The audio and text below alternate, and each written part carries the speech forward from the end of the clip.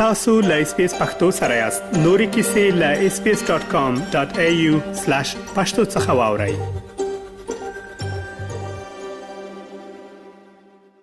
په پاکستان کې له دې ونې د مهمو پیښو سره د اسلام ګل افریدي نه کې هلي السلامونه و منی د بلوچستان د یووالي کمیټې مشر ډاکټر ماهرنګ بلوچ د بلوچستان په گوادر سیمه کې د امنیتي عسکرو د وجلو پر تور باندې دوی ته د عمر بند سزا ورول شوې ده د بلوچستان پر مرکزی ښار کوټه کې د ترهګرۍ د مخنیوي محکمې په خپل پریکړه کې ویلي دي چې د گوادر په سیمه کې امنیتي او سرتېري وجل شوی وو چې بیا تور د بلوچ یووالي کمیټې پر مشر ماهرنګ بلوچ او دا شانته د کمیټې یو بل مهم مشر پر صبغت الله باندې ولګول شو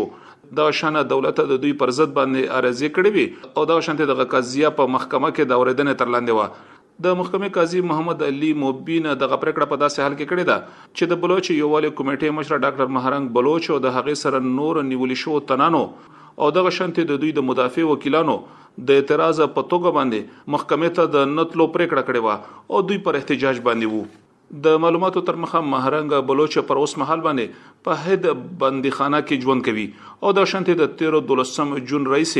دوی سره د نورو ملګرو احتجاجي پرلط پیل کړی دي او تور پورې کوي چې د دوی سره په بندیخانه کې ناسم چلن کیږي د ډاکټر ماهرنګ بلوچ د مدافع وکیل اسرار خټک رسنوي ته وویل چې د ډاکټر ماهرنګ بلوچ او د صبغت الله پر ضد باندې په 2023 کال کې د بلوچ راجی مچی پر نوم باندې پر یو احتجاجي غونډه کې یو امنیتي عسكر وجل شو چې به تور پر دوی ولګول شو ډاکټر ماهرنګ بلوچ نه یوازې په پاکستان بلکې په نړۍ کې له هغه ورستو په جنګلو و مونته کله چې په 2023 کال کې د بلوچستان د اسلام آباد په لور باندې په خپل خپو باندې احتجاجي لاریون وکړو د شانته اسلام آباد کې 100 ورځې تیر کړې خو دوی په زبردست سره بلوچستان ته واستول شول د دوی لوی غوښتنه په بلوچستان کې د بېدرکه تنانو پیدا کول او د دولت نه غوښتنې کولې چې کوم خلک بېدرکه دي باید چې هغه محکمو ته وړاندې کړي شي او چې بې ګناه دي چې هغه را خوشی کړي شي ډاکټر ماهرنګ بلوچ پر دې محل باندې د بلوچ یووالي د کمیټې پر نوم باندې یو غونډه جوړ کړه چې پر خپل یې مشري کوله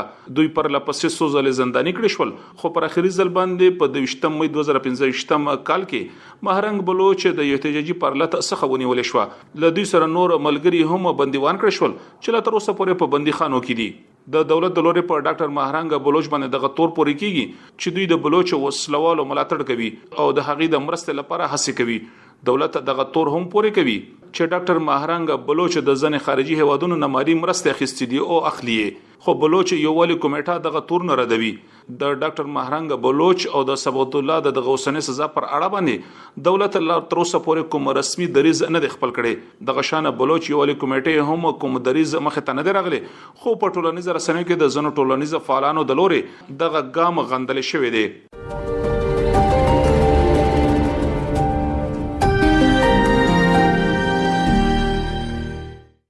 د سویټزرلند په ښار جنیوا کې د پاکستان په قربتوب د امریکا او د ایران د استازو ترمنځ د ناستې ورستو اوس دغه شنت راپورونه دي چې نن د ایران جمهور رئیس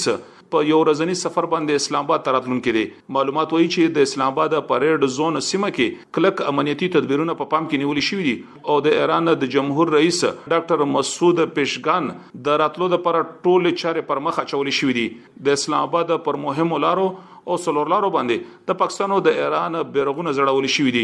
او د شان امنیتي ځواکونو غزمې پیل کړې دي او زه پر زه باندې دوی پوسټه هم جوړ کړې دي د ایران د جمهور رئیس ډاکټر مسعود پېشکان د راتلو په اړه باندې په پاکستان کې د ایران سفارت پر رسمي توګه باندې کوم بیان نه د خبر کړي خو ایران پر رسمي توګه باندې د شویل زنامه ورستو د پاکستان د ټولو هغه ستاینه کړې ده چې د امریکا او د ایران ترمنځ د جنگ مخه ونیوله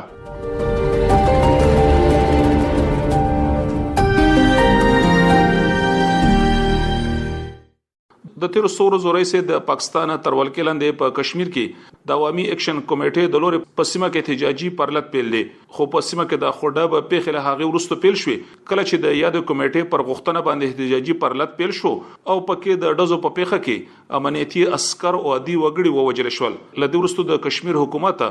عوامي اکشن کمیټه باطل یا کلدم او ګرځولا او پر دوی تور پورې کړو چې دوی شرخوخه ته لمن وخی او د شانته د دوی لامل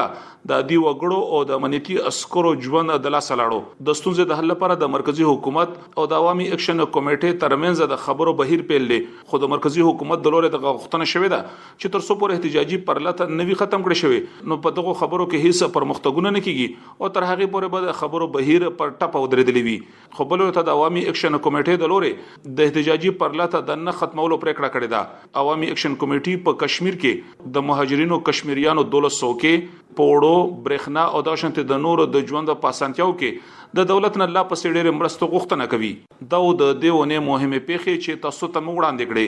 اسلام ګل افریدي اس بي اس پښتو پیښور